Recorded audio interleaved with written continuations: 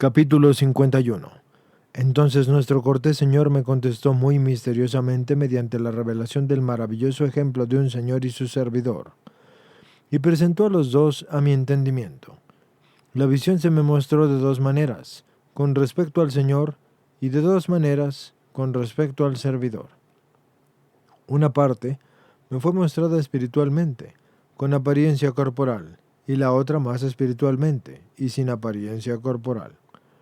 Así, en cuanto a la primera vi dos personas en figura humana, es decir, un Señor y un servidor. Y con esto, Dios me dio entendimiento espiritual. El Señor estaba sentado con gran solemnidad en reposo y en paz. Y delante de él se encontraba el servidor de pie, respetuosamente dispuesto a hacer la voluntad de su Señor. El Señor miraba al servidor con ternura, de manera muy dulce y amorosa, y le envió a un cierto lugar a hacer su voluntad. El servidor no solo se pone en camino, sino que va corriendo y corre a gran velocidad, deseoso de cumplir la voluntad de su Señor. Y de pronto cae por un pequeño barranco y se hiere gravemente, y entonces gime y se queja, y se revuelve y se retuerce, pero no puede levantarse ni valerse por sí mismo de ninguna forma. Pero lo que más le dolía, según vi, era la falta del consuelo, pues no podía volver el rostro para mirar a su amoroso Señor, que estaba muy cerca de él, y que es la fuente de todo consuelo. Como un hombre privado durante cierto tiempo de la fuerza y la sabiduría, solo prestaba atención a sus sentimientos y a su continua aflicción en la que sentía 7 grandes sufrimientos. El primero eran los grandes magullamientos que sufrió en su caída, que le producían grandes dolores. El segundo era la torpeza de su cuerpo. El tercero, la debilidad que se seguía a los dos anteriores. El cuarto, que su razón estaba ciega y su espíritu tan sumido en la perplejidad que casi había olvidado su amor. El quinto era que no podía levantarse. El sexto era el dolor más asombroso para mí, y es que estaba solo, y miré a su alrededor, y busqué a lo lejos y cerca, arriba y abajo, mas no encontré ninguna ayuda para él. Y el séptimo, que el lugar en el que estaba era estrecho, incómodo y desolador. Me sorprendía que este servidor pudiera sufrir tan humildemente tanta desgracia, y miré cuidadosamente para ver si podía detectar alguna falta en él, o si el Señor le imputaría algún tipo de culpa. Realmente no vi nada, pues la única causa de su caída había sido su buena voluntad y su ardiente deseo. Y en espíritu estaba igual de dispuesto, y era tan bueno como cuando se encontraba en pie frente a su Señor, presto a hacer su voluntad. Durante todo ese tiempo su amoroso Señor le contemplaba con gran ternura y ahora con una doble mirada, una externa, dulce y humilde, con gran compasión y piedad. Y esto pertenecía a la primera parte de la visión. La otra era interior y más espiritual, y me fue mostrada cuando dirigí mi entendimiento hacia el Señor, y de nuevo pude ver cuán intensamente se alegraba por el glorioso descanso y la nobleza que deseaba, y procuraría así a su servidor por la plenitud de su gracia. Y esto pertenecía a la segunda parte. Entonces, mi entendimiento fue llevado a la primera, estando las dos presentes en mi mente. Entonces, este cortés Señor dijo: «Ved a mi siervo amado, que de males y heridas ha sufrido, y ha aceptado así al ponerse a mi servicio por amor. Sí, y por su buena voluntad. ¿No es justo que le recompense por el miedo y el espanto que ha sufrido por tantos golpes y heridas y por toda su desdicha? Y además, ¿no es propio de mí que le conceda un regalo mejor y más honorable para él de lo que lo habría sido su propia salud? Obrar de otro modo sería sin duda ingratitud». En esto, descendió a mi alma una revelación espiritual interior de lo que significaba el Señor, y vi que necesariamente debería ser así, que su gran bondad y su propio honor exigen que su amado servidor, aquel al que tanto amaba, fuera generosa y bienaventuradamente recompensado para siempre, mucho más de lo que habría sido si no hubiera caído. Sí, y tanto que su caída y todas las desdichas que de ella se siguieron se trocaran para él en un honor supremo e incomparable y en una felicidad sin fin. En este punto, el ejemplo que me había sido mostrado se desvaneció, y nuestro buen Señor llevó mi entendimiento hasta el final de lo que se había visto y mostrado en la revelación. Pero a pesar de ello, el maravilloso ejemplo nunca me abandonó, pues me parecía que se me había dado como respuesta a mi petición.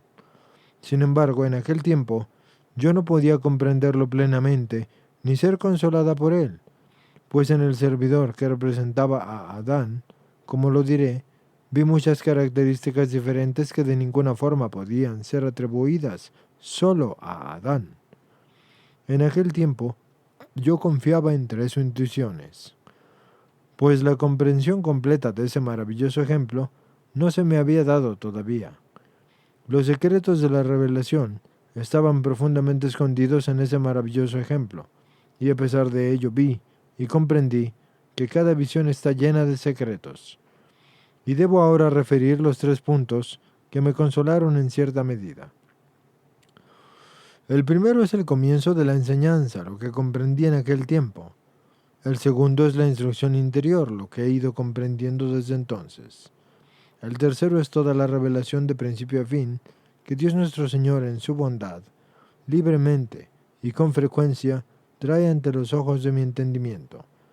Y estos 3 puntos están tan unidos, según lo comprendí, que ni puedo ni sé separarlos.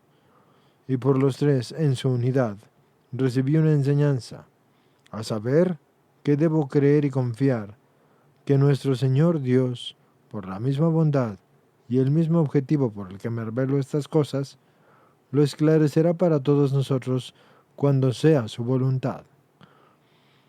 Pasados 20 años menos 3 meses, desde el tiempo de la revelación, recibí la siguiente instrucción interior. Debes prestar atención a todos los atributos divinos y humanos que te fueron revelados en el ejemplo, aunque éste pueda parecerte misterioso y ambiguo.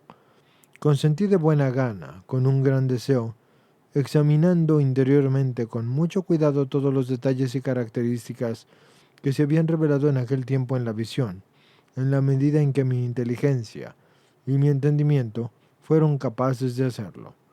Comencé por el momento en que yo miraba al Señor y al servidor, y cómo estaba sentado el Señor, y el lugar en que se sentaba, y el color de su ropa, y cómo estaba hecha, y su apariencia externa, y su nobleza interior, y su bondad.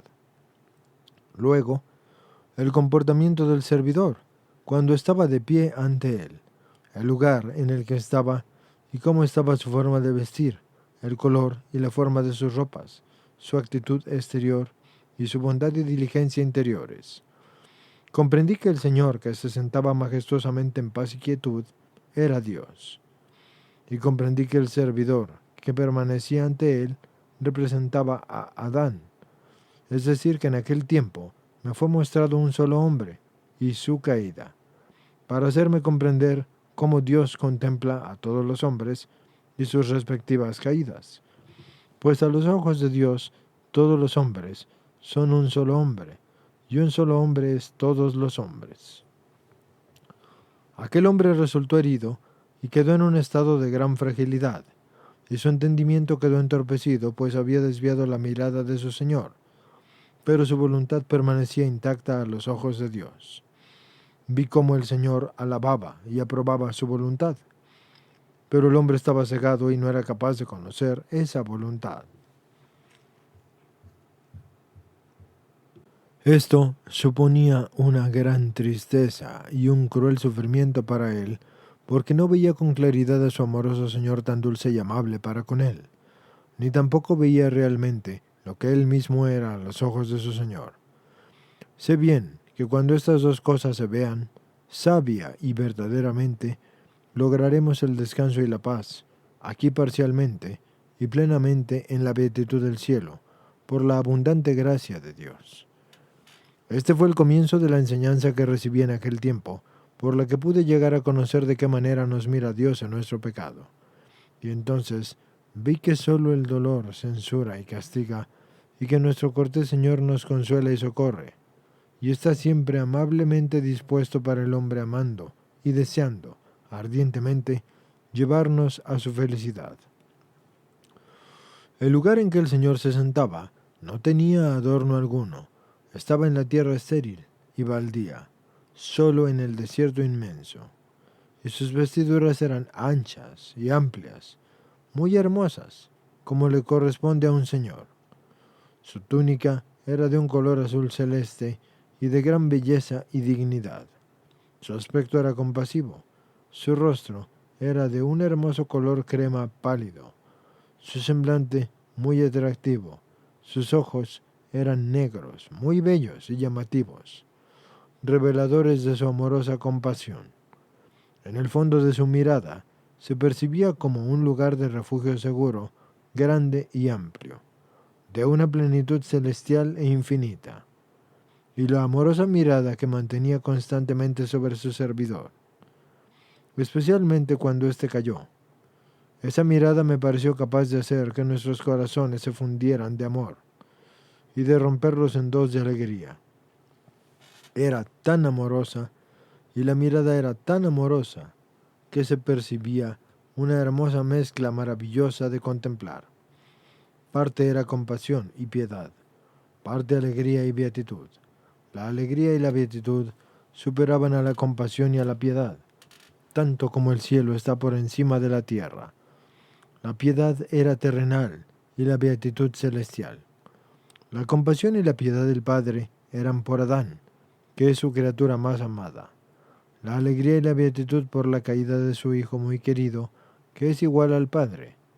La misericordiosa mirada de su amoroso semblante llenaba toda la tierra y descendió con Adán hasta el infierno.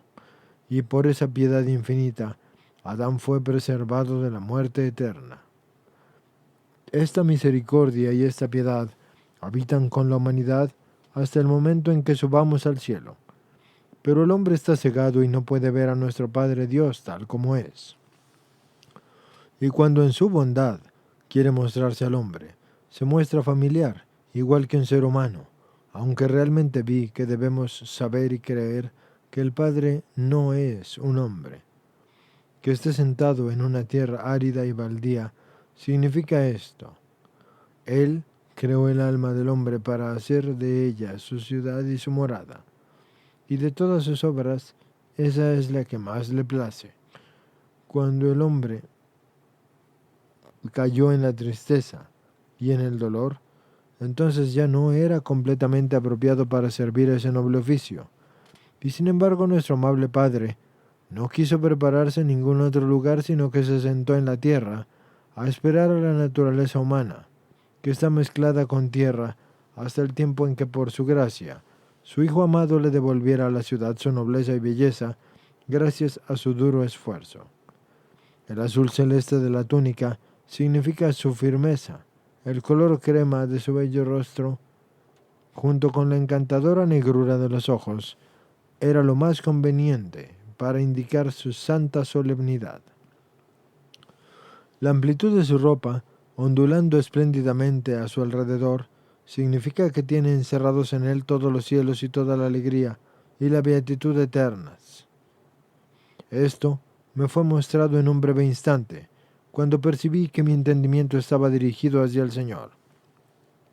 En esto, le vi regocijarse grandemente por la honorable restauración a la que quiere llevar y llevará a su servidor por la abundancia de su gracia, y sin embargo, yo seguía asombrada, contemplando al Señor y al servidor, como vi, de hecho, y también como ya lo he dicho.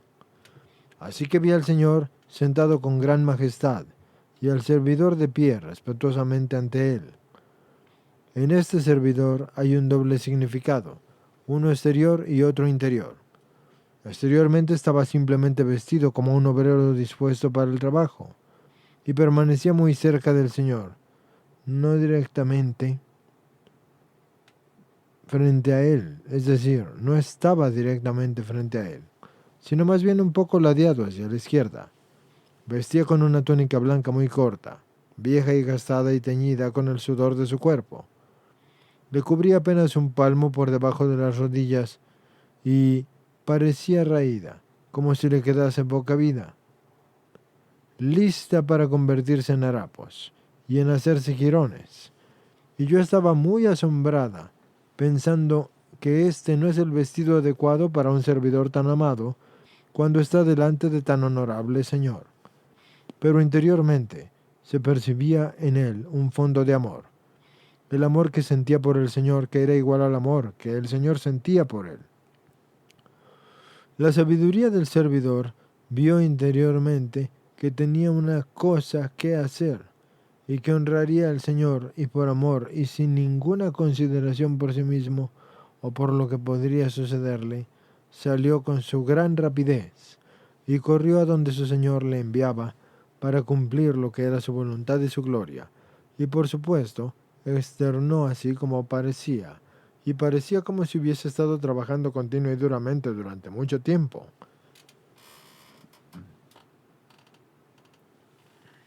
Pero por la percepción interior que tuve del Señor y el servidor, parecía que era alguien recién contratado, es decir, que justo entonces comenzaba a trabajar, dando la impresión de que nunca antes este servidor había sido enviado fuera. Había en la tierra un tesoro que el Señor amaba, y sorprendida me preguntaba qué podría ser. Y me fue respondido en mi entendimiento: es un alimento delicioso y que gusta al Señor. Y vi al Señor sentado como un hombre, mas no vi comida ni bebida para servirle. Esta fue la primera sorpresa. Otra sorpresa fue que este majestuoso Señor tenía solo un servidor y lo envió fuera. Y yo observaba preguntándome qué tipo de trabajo debería hacer el servidor. Entonces comprendí que tenía que hacer la labor más pesada y el trabajo más duro que existían y que existan. Tenía que ser jardinero, cavar y hacer surcos, y sudar y dar la vuelta a la tierra, y cavar en profundidad y regar las plantas en el momento adecuado, sin la menor interrupción, dejando correr el agua para que crecieran frutos buenos y abundantes en que debía llevar ante el Señor, y así servirle, según su deseo.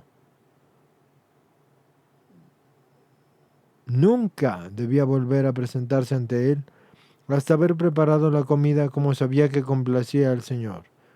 Luego debía coger la comida y la bebida y llevarla reverentemente ante el Señor. Y durante todo este tiempo, el Señor permanecía sentado exactamente en el mismo lugar, esperando el regreso de su servidor. Yo me preguntaba de dónde venía el servidor, pues vi que el Señor tiene en sí mismo la vida eterna y todo tipo de bondad, excepto el tesoro que estaba en la tierra y cimentado en el maravilloso abismo de su amor infinito. Pero no estaría enteramente dispuesto para su gloria hasta que el servidor lo hubiese preparado magníficamente y llevado ante su presencia. Y salvo el Señor, no había nada en absoluto, sino solamente el desierto. Así que no comprendí lo que este ejemplo significaba, y por eso yo me preguntaba de dónde venía el servidor. En el servidor está incluida la segunda persona de la Trinidad, y en el servidor está incluido Adán, es decir, todos los seres humanos. Por lo tanto, cuando digo el Hijo, pienso en el Hijo, y pienso en la divinidad, que es igual al Padre. Y cuando digo el servidor, yo me refiero a la humanidad de Cristo, que es el verdadero Adán. Por la cercanía del servidor se entiende el Hijo, y por su permanencia a la izquierda se entiende Adán. Y el Señor es Dios Padre, el servidor es el Hijo Jesucristo, y el Espíritu Santo es el mismo amor que está en ellos dos. Cuando Adán cayó, el Hijo de Dios cayó, y a causa de la verdadera unión realizada en el cielo, el Hijo de Dios no podía separarse de Adán. Por Adán, yo entiendo a toda la humanidad, porque Adán cayó de la vida a la muerte en el valle de este mundo desdichado, y después de esto en el infierno. El Hijo de Dios cayó con Adán en el valle de el vientre de la doncella que era la más bella de las hijas de Adán. Eso excusaría a Adán de toda culpa en el cielo y en la tierra, y con todo su poder lo sacó del infierno. Por la sabiduría y la bondad del servidor, se entiende así al Hijo de Dios, y su modesto atuendo de obrero, y su lugar a la izquierda, significan la humanidad de Adán, con todas las desdichas y la debilidad que de ellos se siguen. Pues en toda esta revelación, nuestro buen Señor me mostró a su propio Hijo y a Adán como un solo hombre. La fuerza y la bondad que tenemos proceden de Jesucristo. La debilidad y ceguera proceden de Adán, y los dos se me mostraron en el servidor. Y así, nuestro buen Señor Jesús tomó sobre sí toda nuestra culpa, y por ello nuestro Padre no puede ni quiere atribuirnos más culpa que a su propio Hijo amado, Jesucristo. Este fue el servidor ya antes de venir a la tierra, cuando permanecía dispuesto ante el Padre a la espera del momento en que Él le enviaría a realizar la obra gloriosa por la que la humanidad sería llevada nuevamente al cielo. Es decir, aunque Él es Dios, igual al Padre con respecto a su divinidad, pero con su propósito presciente de hacerse hombre para salvar a la humanidad en cumplimiento de la voluntad del Padre, permaneció ante su Padre como servidor, tomando voluntariamente sobre sí toda nuestra carga. Entonces, salió diligentemente a la orden del Padre y cayó en el vientre de la doncella sin preocupación alguna por sí mismo ni por sus crueles sufrimientos. La túnica blanca es su carne. Que no lleve más vestidura que ésta significa que no había nada en absoluto que separara la divinidad de la humanidad. Y la túnica ceñida representa su pobreza, su vetustez, el tiempo pasado desde que fuera usada por Adán, su desgaste, y el sudor de los trabajos de Adán, su escasez, muestra así al trabajador servidor. Y así es como vi al Hijo, en pie, diciendo: «Mira, Padre querido, estoy ante ti en la túnica de Adán dispuesto a partir sin dilación. Quiero estar en la tierra para tu gloria, cuando sea tu voluntad enviarme. ¿Cuánto tiempo lo desearé todavía?» En verdad, el Hijo sabía cuándo sería la voluntad del Padre y cuánto tiempo tendría que esperar. Es decir, que lo sabía en lo que respecta a su divinidad, pues Él es la sabiduría del Padre. Por lo tanto, estas palabras se revelaron para la comprensión de la humanidad de Cristo, pues toda la humanidad que será salvada por la dulce encarnación y la pasión de Cristo, toda ella es humanidad de Cristo, ya que Él es la cabeza y nosotros somos sus miembros, y los miembros ignoran el día y la hora en que las desgracias y las tristezas pasajeras llegarán a su fin, y la alegría y la dicha eternas alcanzarán su plenitud. Día y hora que toda la compañía celestial desea ardientemente contemplar, y todos los que están aquí abajo y han de llegar al cielo tienen como camino ese anhelo y ese ardiente deseo y anhelo y deseo, que es ardiente y que se mostraba en el servidor, de pie ante su Señor. Oh, dicho de otro modo, en el Hijo que estaba de pie ante su Padre en la túnica de Adán. El anhelo y el ardiente deseo de toda la humanidad que será salvada apareció en Jesús, pues Jesús está en todos aquellos que serán salvados, y todos los que serán salvados están en Él, Jesús. Todo procede del amor de Dios en la obediencia, en la humildad, en la paciencia y en las virtudes que nos convienen. También en este maravilloso ejemplo tuve una enseñanza interior para mí, como si fuera el comienzo de un abecedario por el que yo pudiera tener algún entendimiento de los designios de nuestro Señor, pues los misterios de la revelación están ocultos en Él, aunque todas las revelaciones estén llenas de misterios. El Padre estaba sentado, lo que simboliza la divinidad, es decir, la fuerza, divinidad en sí misma, es decir, que revela el reposo y la paz, pues en la divinidad no puede haber ningún esfuerzo, y que se muestra a sí mismo como Señor, simboliza nuestra humanidad. El servidor que está de pie simboliza el trabajo, y el hecho de estar a la izquierda simboliza que no era totalmente digno de permanecer ya frente del Señor. Su rápida partida es la divinidad y su carrera la humanidad, pues la divinidad se precipitó desde el Padre a las entrañas de la doncella, cayendo al aceptar nuestra naturaleza, y en esta caída sufrió gran daño.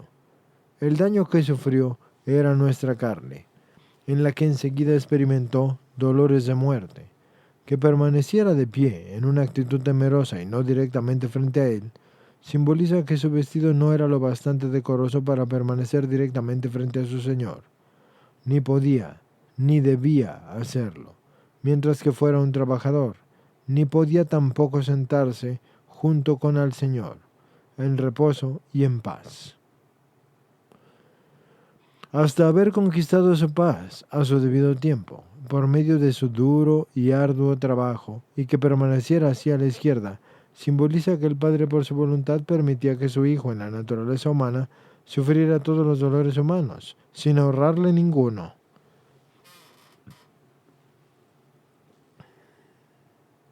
Su túnica, que caía en jirones y se desgarraba, representaba los azotes y latigazos, las espinas y los clavos, el estiramiento, el arrastramiento y el desgarro de su tierna carne que yo había visto en parte. La carne estaba arrancada de su cráneo, cayendo en pedazos hasta que cesó el derramamiento de la sangre. Entonces empezó a secarse de nuevo y a adherirse al hueso.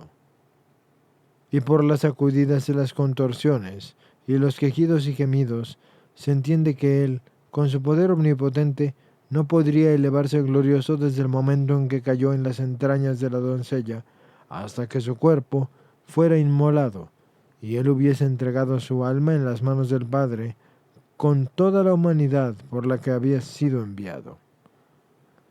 Y en ese momento empezó a mostrar su poder, pues entonces descendió a los infiernos, y cuando estuvo allí, arrancó la gran raíz del abismo profundo, raíz que fue debidamente unida a él en el cielo. Su cuerpo estuvo yacente en la tumba hasta la mañana de Pascua, y desde ese momento ya no lo estuvo más, pues justamente entonces terminaron las sacudidas y los retorcimientos, y los quejidos, y los gemidos, y nuestra impura carne mortal que el Hijo de Dios tomó sobre sí, y que era la vieja túnica de Adán, demasiado estrecha, demasiado corta, fue transformada por nuestro Salvador en otra muy hermosa y nueva y blanca y brillante, y limpia para siempre, ancha y amplia, y más bella y preciosa que las vestiduras que yo había visto en el Padre, pues la túnica del Padre era azul, y la de Cristo es ahora una hermosa y atractiva mezcla, tan maravillosa que yo no puedo describirla, pues es gloria verdadera. Ahora el Señor no está sentado en la tierra, en el desierto inmenso, sino en su asiento más rico y más noble, que hizo en el cielo, a su gusto.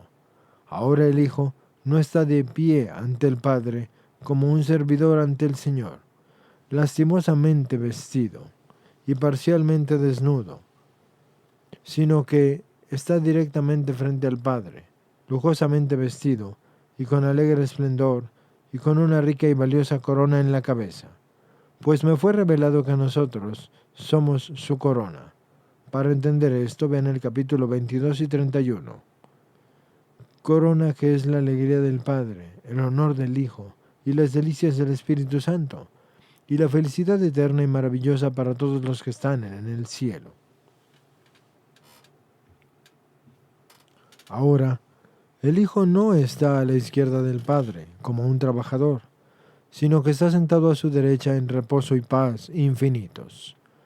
Pero esto no significa que el Hijo se siente a su lado derecho como un hombre se sienta junto a otro en esta vida, puesto que no existe tal postura sentada en la Trinidad. Según yo lo vi, Él se sienta a la derecha del Padre, es decir, en la más elevada nobleza de la alegría del Padre. Ahora el esposo, el Hijo de Dios, está en paz con su amada esposa, que es la hermosa doncella de alegrías, alegrías eternas. Y ahora el Hijo, verdadero Dios y verdadero hombre, se sienta en su ciudad, en reposo y en paz, en el lugar que su Padre ha preparado para él desde la eternidad. Y el Padre está en el Hijo, y el Espíritu Santo en el Padre y en el Hijo.